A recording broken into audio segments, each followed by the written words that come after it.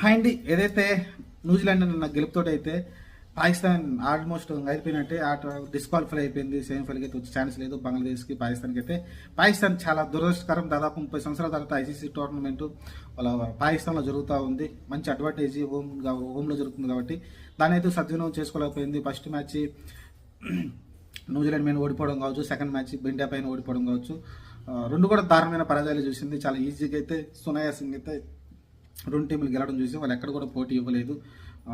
దాని గురించి చాలా విమర్శలు చేసి వాళ్ళ కనీసం వాళ్ళ పాకిస్తాన్ అభిమానులు జీర్ణించుకోలేకపోతున్నారు. చాలా రోజుల తర్వాత వాళ్ళ టోర్నమెంట్ ఐసీఎస్ గెలిచే ఛాన్స్ ఉంటే చేతులు వదిలేసుకున్నామని అయితే వాళ్ళైతే ఫ్రాన్స్ అయితే ఆగ్రహం వ్యక్తం చేయడం చూసాం.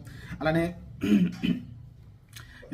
మీరు చూసుకుంటే వాళ్ళ మాజీ క్రికెట్లో వసీం అక్రమ్ లాంటి వాళ్ళు చాలామంది, వసీం వాళ్ళు చాలామంది వాళ్ళు మెయిన్ ఏదైతే కొంచెం సపోర్ట్ చేస్తారు పాకిస్తాన్ వాళ్ళు కూడా కొంచెం విమర్శ చేశారు.